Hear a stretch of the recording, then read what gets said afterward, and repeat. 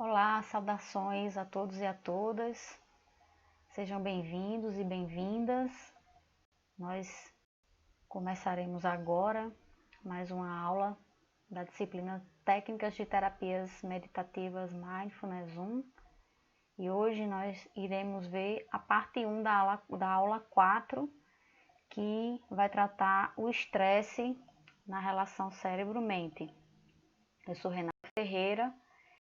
E os objetivos da nossa aula hoje é apresentar e definir o conceito de estresse, né, e explorar as suas implicações, tanto no cérebro como na mente. E aí, para começar, né, essa aula de hoje, nós vamos falar um pouquinho sobre o que é o estresse, né? Então, é importante a gente fazer algumas distinções, porque atualmente, né, nós temos a ideia de que estresse é algo maléfico, né, para nós. E eu venho trazer essa citação do Thierry Jansen, né, 2008, na página 69, que ele diz o seguinte: sem estresse não há vida, não há progresso. Sem tensão não há criação nem evolução. Então, veja, o estresse aqui, né, na citação do Jansen, ele é visto como um estímulo, né, para o aprendizado e adaptação do indivíduo para a evolução, né?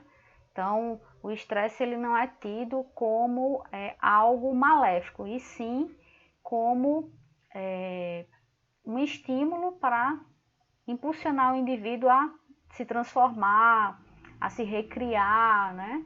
A lidar com as situações, a se adaptar com as situações, né? E basicamente, também, né, segundo Thierry Jansen e outros, né, pesquisadores e pensadores, né, cientistas, afirmam que o estresse ativa a resposta de luta e de fuga, né? Então, essa característica da sobrevivência do ser humano. Então, o estresse é necessário para que o indivíduo ele tenha uma resposta, ou de lutar ou de fugir, né? Com vistas à sua sobrevivência, né? Antigamente, o estresse, né, essa resposta de luta e fuga, né, era em situações, por exemplo, em que sua vida corria risco com relação a predadores, né? Você teria que fugir, né, de animais selvagens, né? Os fatores estressantes eram outros, né? Mas hoje os fatores estressantes ainda existem, né? Como, por exemplo, os desafios da vida não são mais aqueles fatores de antigamente com relação à questão do indivíduo sobreviver, né, a um animal selvagem, né? Mas o fator estressante ele ainda existe, são outros, né? O desafio da vida, né? Os desafios da vida, a relação com o trabalho, né? Com os estudos. Então, o fator estressante, o estresse ele não deixou de existir, só os fatores estressantes que mudaram. E é importante trazer para a gente essa colocação dos fatores estressantes, né? Então, esse termo estresse, né, foi citado pela primeira vez por Hans Selye, né? E aí eu vou trazer para vocês o Jon Kabat-Zinn, que vai falar também um pouco, né, o Francisco de Biase e o Jon Kabat-Zinn, né, que no caso aqui vai falar também, trazer a definição, né, de estresse e fatores estressantes, né, ou estressor. E aí eu trazendo do de Biase, né, para vocês, a definição que ele coloca lá, né, de fator de estresse. Ele diz o seguinte: o estresse é um estado de tensão do organismo quando obrigado a mobilizar suas defesas para enfrentar uma situação desafiadora. Então, é um estado de tensão que o organismo, né, adquire para lidar com situações desafiadoras. É isso. Então, veja, né, por esse conceito, né, por si só, você vê que o estresse não é algo maléfico, né? É um estado de tensão que nos mobiliza a enfrentar uma situação, né? E aí, citando o Jon Kabat-Zinn, né, para fazer também essa ponte e estabelecer esse diálogo, né, sobre o que ele fala com relação ao estresse.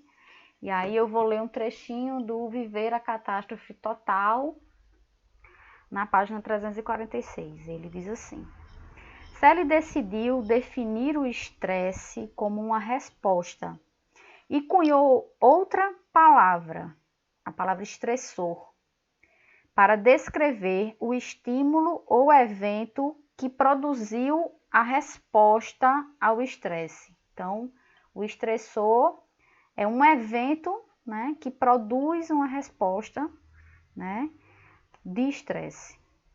Definir o estresse como uma resposta não específica do organismo a qualquer pressão ou demanda. Então, é uma resposta ao estresse, a qualquer demanda e ao fator estressor, né?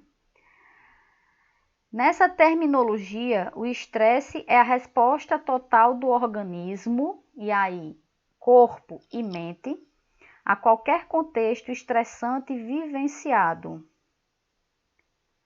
No entanto, a questão é ainda mais complicada, pois um estressor pode ser uma ocorrência interna ou externa. Então, os fatores estressantes, né, ou o estressor, ele pode ser, né, uma necessidade de sobrevivência por um ataque externo ou algo interno. Então, nossos pensamentos, eles também têm essa função, né, pensamentos negativos ou algo que, né, ansiedade acelerar, exacerbada, né? Então, fatores internos também podem causar estresse.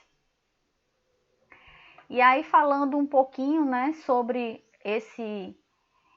a diferença entre o estresse maléfico e benéfico, vamos dizer assim, né? O Sally cunhou dois termos, né, chamados de eustresse e distresse, né? E a diferença, né, vou falar um pouquinho sobre a diferença entre esses termos, né? Então, o que é o eustresse, né? O estresse são acontecimentos, né, estressantes que são rapidamente resolvidos. Então, são situações, vamos dizer assim, ditas que são tensões que são rapidamente resolvidas. E geralmente são situações estressantes mais leves, né, mais suaves, mais breves, né, que servem de estímulo positivo ao crescimento. Então, são aquelas situações estressantes em que o indivíduo ele se adapta de uma maneira rápida, consegue resolver e não traz nenhuma sequela ou alguma consequência maléfica para ele, não é? E a gente vai falar um pouco mais à frente da síndrome de adaptação geral, né, que são as várias fases do estresse, né? Então, até que momento, a partir de que momento o estresse ele pode ser algo que nos adoece, não é? E as consequências desse estresse, por exemplo, no cérebro, né, com a ativação ou com a estimulação e a produção de hormônios e substâncias de maneira a causar algum adoecimento, né? Na realidade, com o estresse há uma ativação cerebral, há a produção de substâncias, mas o que caracteriza uma situação benéfica, vamos dizer assim, né, salutar para adoecer, né, para o adoecimento ou para uma situação maléfica, é o nível e a intensidade, a continuidade desse estresse, né, e a produção dessas substâncias, né? E o distresse, né, separando o eustresse do distresse, que o distresse são as situações crônicas colocando à prova a resistência do organismo. Então, quando o estresse ele se dá de maneira prolongada, e aí a gente fala de situações crônicas, né, que se repetem, situações estressantes que permanecem, né, que não param, né, Então, essas situações elas vão colocar o organismo, né, à prova, né, e aí isso pode gerar algum adoecimento, como a gente vai ver mais adiante. Então, tanto no estresse quanto no distresse, como eu havia falado agora há pouco, ocorrem reações fisiológicas. Então, há um fator estressor, esse estressor gera uma resposta, que essa resposta é o estresse, e essa resposta ela traz reações fisiológicas, né? E a gente pode trazer algum exemplo, como a diminuição ou o aumento da pressão arterial, pode ser uma resposta fisiológica ao estresse, né? Ao estresse pensado tanto no estresse como no distresse. A liberação de hormônios pelo sistema endócrino, como o cortisol, né? A liberação da adrenalina, da noradrenalina, né? Por influência do sistema nervoso simpático. Então, há uma alteração fisiológica ocasionada pelo estresse, né? Pelo fator estressor que gera o estresse, né? E tanto nesse estresse que é considerado o estresse, como o distresse, há essa alteração, né? A diferença é justamente na permanência ou não do estado de alerta, né? Então, se há um fator estressor, se você conseguiu resolver a situação, né? Vamos dizer, né? Aquela situação estressante, né? Que foi ocasionada. E a sensação do sintoma de alerta, né? Do estado de alerta desaparece, então as reações fisiológicas elas desaparecem, né? Se não, né, é o estado crônico, a permanência dessa situação, ela pode provocar um adoecimento. E a gente vai ver agora quando a gente fala, né, da síndrome de adaptação geral, né, que foi um termo também, né, foi nos seus estudos, né, do Selle, ele desenvolveu, né, ele criou essa síndrome, ele com seus estudos ele cunhou esse termo, né, síndrome de adaptação geral, que são as 3 fases do estresse, né? Então, o que acontece em cada fase, né? Então, trazendo o DiBiase para falar um pouco do que é essa síndrome, ele diz o seguinte, na página 97, no texto ele fala o seguinte: é a soma de todas as reações não específicas gerais do organismo, sendo capaz de aumentar a resistência do organismo aos mais diversos estímulos crônicos. Então, são reações, né, no organismo que vai aumentar a resistência do mesmo aos mais diversos estímulos crônicos. Então, dependendo da reação, dependendo da resistência do organismo, né, a gente vai ter fases diversas do estresse. E aí a primeira fase, o primeiro estágio, né, é o estágio onde há a reação de alarme, né? Então, o fator estressor, ele cria uma resposta, né? E essa resposta, esse estresse, ele ativa uma reação de alarme, né? Que, por sua vez, essa reação de alarme, ela é dividida em 2 fases. A fase de choque, né? Que há as alterações fisiológicas, como a gente falou, né, a secreção, a produção de substâncias, a alteração, por exemplo, do ritmo cardíaco, da pressão arterial, né? Tudo isso acontece nessa reação de alarme, né? E a fase de contra-choque, que é o quê? A tentativa do organismo de reverter essas reações e alterações funcionais autônomas. Então, existe uma reação de choque, onde há a produção dessas substâncias, onde há alteração fisiológica, e posteriormente há uma reação, né, ou uma fase de contra-choque, que é, no caso, a tentativa de reversão dessas alterações que foram ocasionadas, né? Então, essa é a primeira fase do estresse, entendeu? E aí, nessa primeira fase do estresse, há, por exemplo, né, a produção, né, ou a atuação, por exemplo, das amígdalas, né, na questão da regulação do sistema límbico, né? Então, as amígdalas, elas começam a trabalhar no sentido de fazer uma regulação do sistema límbico, né? O estresse, ele produz também a redução da atividade pré-frontal, que está localizada, que está associada ao controle emocional voluntário, né? Então, há uma redução dessa atividade que vai também estar relacionada ao controle emocional, né? E aí, essa reação de alarme, ela vai superativar cronicamente as amígdalas, que vai disparar o alarme gerando reações fisiológicas. Então, há o fator estressante, causa o estresse, ativa as amígdalas, e as amígdalas, por sua vez, vai produzir reações fisiológicas, né? Dispara esse alarme e produz essas reações fisiológicas. Então, o segundo estágio, né? Quando é que se dá o segundo estágio? Então, há o primeiro estágio, que é o estágio de alarme, onde há toda aquela produção de substâncias, reações fisiológicas. Há o segundo estágio do estresse, que é a fase da resistência, né? Que aí o organismo ele tenta fazer essa compensação desses estímulos, né, crônicos, e o organismo ele busca entrar no estágio de resistência orgânica ao estresse, né? E esse estresse ele chega ao limite máximo, então é a capacidade máxima do organismo de chegar a um determinado limite de estresse. Então é essa a fase, é a fase de resistência. Então quando o organismo ele não passa, quando ele passa desse limite, né, aí a gente vai para uma outra fase. A exposição a um alto índice de hormônios do estresse diminui o tamanho do hipocampo, responsável pela memória e regulação das emoções. Então, o que acontece, né?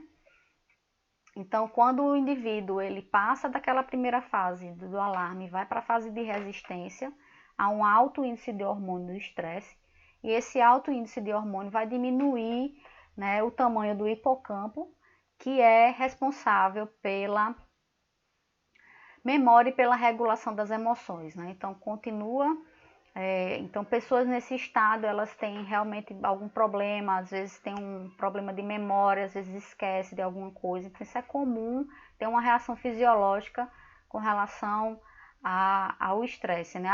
O prolongamento da situação estressante. E aí, quando o indivíduo, né, ou quando a fase de estresse, ela sai desse estágio e vai para o estágio 3, é o que ele chama de fase de exaustão, né? Em que a adaptação do organismo é ultrapassada pelos estímulos constantes e excessivos. Então, a resistência do organismo passou aquele limite de resistência que a gente falou no nível 2, né? E aí ocasiona os desequilíbrios funcionais e as doenças psicossomáticas, que a gente vai falar um pouco mais avante, né? Também são chamadas de doenças de adaptação. Então, o organismo entrou em fase de exaustão, né? O estresse ele já é crônico, né? E aí gera o quê? As funções, os adoecimentos fisiológicos, né? Os desequilíbrios funcionais, como ele fala aqui. Então, o estresse crônico deprime a resposta imunológica a determinados patógenos, a exemplo do vírus. E aí eu trago o Kingsland, né, que ele fala exatamente que aí é o estado de característica do estresse crônico. Então, nessa fase já o fator estressor não sumiu, né? Na verdade, a situação de estresse permanece, né? O organismo já deu seu sinal de alerta, produziu as substâncias, tentou resistir, né, dentro do seu limite à situação estressante, mas não conseguiu, e aí há um desencadeamento da doença, né, do adoecimento, né, que também pode ser os adoecimentos psicossomáticos, né, as doenças psicossomáticas, que é o que a gente vai falar agora. Então, falar um pouquinho do Franz Alexander, né, e a medicina psicossomática, né? Esse livro, Medicina Psicossomática, Princípios e Aplicações, né? Que o Franz Alexander vem trazer para nós, né? Um dos primeiros estudiosos da chamada medicina psicossomática, né? E aí ele fala dos estudos e das pesquisas do Freud, né? Com pacientes histéricos e a importância dessa pesquisa, né, do Freud e das caracterizações de termos como histeria conversiva, neurose vegetativa e distúrbios orgânicos psicogênicos, né, que são também as fases em que há essa resposta a situações psicológicas mentais, né? E aí eu vou ler um pouquinho, ler um parágrafo do livro do Alexander, na página 36, que diz o seguinte, né, sobre as descobertas do Freud, né, a respeito desses estudos que ele realizou. Uma das descobertas mais importantes de Freud foi que, quando a emoção não pode expressar-se e ser aliviada através de canais normais pela atividade voluntária, ela pode tornar-se a fonte de distúrbios crônicos e psíquicos e físicos. Sempre que as emoções são reprimidas devido a conflitos psíquicos, isto é, excluídas da consciência e assim impedidas da liberação adequada, elas constituem a fonte da tensão crônica, que é a causa dos sintomas histéricos. Então ele fala que quando as emoções elas não podem ser liberadas pelas vias normais, não é? Ela pode causar algum adoecimento, né? Ela pode trazer alguns sintomas histéricos, né? E aí o Freud ele usa esses três termos, que é a histeria conversiva, que quer dizer a resposta de sintomas corporais a conflitos emocionais, que é, né, fazendo uma ponte com as fases que a gente falou do Selle, né? Então, há um conflito emocional e há uma resposta fisiológica a esse conflito, né? E aí, nessa fase, há uma tentativa de descarregar a tensão emocional. Então, existe a tensão emocional, então o indivíduo, né, tenta descarregar essa tensão e há uma resposta corporal a esses conflitos emocionais. Há uma segunda fase, né, que na verdade que ocorre em concomitância, que é a resposta fisiológica ou a neurose vegetativa, né, dos órgãos vegetativos aos estados emocionais, por exemplo. Os órgãos, eles têm uma resposta a uma determinada emoção, né? E aí a gente fala daquela, por exemplo, né, se eu vou estabelecer um paralelo com a medicina tradicional chinesa, né, a raiva é uma emoção que o órgão de choque, vamos dizer, por assim dizer, é o fígado, né? Então, fazendo esse correlato, vamos dizer, de certa maneira, com a neurose vegetativa, né? Que é uma resposta fisiológica dos órgãos vegetativos. Então, esse conflito emocional, ele produz uma resposta fisiológica, produz uma resposta em um órgão vegetativo, né? E a terceira fase, né, os distúrbios orgânicos psicogênicos, na verdade, é dividida em duas fases, que é o distúrbio funcional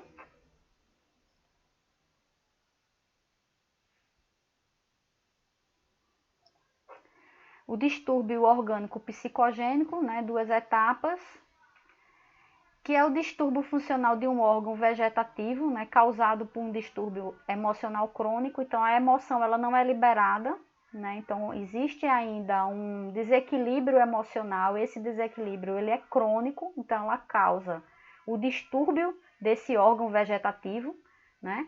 Quando essa emoção ela é liberada, ela vai causar os sintomas corporais e a resposta fisiológica do órgão.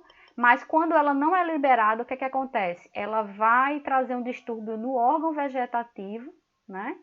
E esse distúrbio ele leva a alterações teciduais, né? Então vai danificar esse tecido, gerando uma doença crônica irreversível. Então, quando a emoção não é liberada, quando a emoção ela se dá, ela produz respostas fisiológicas, o organismo tenta liberar, mas ela também produz respostas nos órgãos do corpo.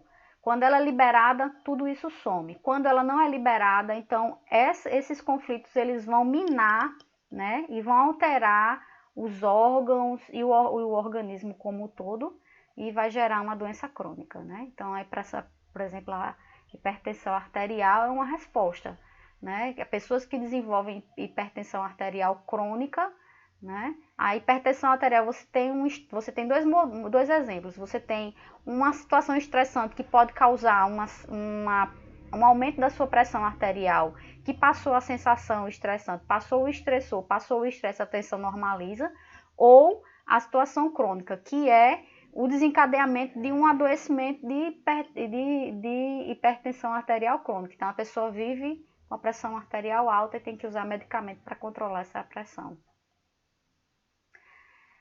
Então, para trazer para vocês um pouquinho, né, de alguns links para auxiliar a compreensão dessa aula de hoje, eu trouxe 2 vídeos para vocês. O primeiro chama-se Cérebro sobre Estresse, né, sobre o estresse, que explica um pouco dos efeitos, né, do estresse sobre o cérebro e o que o estresse causa no seu cérebro, que é outro vídeo que também vai falar sobre o que o estresse pode causar no cérebro. E para concluir a nossa aula, né, vamos revisar um pouquinho o que a gente falou hoje, que foi essa questão do estresse como uma reação importante de luta e fuga de sobrevivência, né? Entender que o estresse ele pode ser benéfico no sentido de nos auxiliar, né, a adaptar-nos para uma situação desafiadora, né, e mobilizar o nosso corpo, o nosso organismo como um todo para lidar com essa situação, né? Então, há uma definição de estresse como isso, como uma resposta a situações desafiadoras, né? Mas há que entender também que o estresse, há 2 tipos de estresse, né? Esse primeiro, né, em que você é mobilizado a uma situação desafiadora, que é o estresse, e o de estresse, que já é uma situação em que pode gerar um adoecimento. E aí o Selle faz a definição da síndrome de adaptação geral, né, e as suas 3 fases, né, a fase de alarme, né, a fase de adaptação, né, e a fase de exaustão, de adoecimento, né, que vem gerar as doenças crônicas. E a medicina psicossomática para estabelecer esse relato, né, esse correlato com os adoecimentos. Como é que se instaura os adoecimentos, né? E aí na próxima aula nós vamos falar então das implicações psicofisiológicas do estresse, tanto na saúde como nas enfermidades. E aí eu trago as bibliografias, né, as referências bibliográficas para vocês. E é isso, pessoal, até a próxima aula.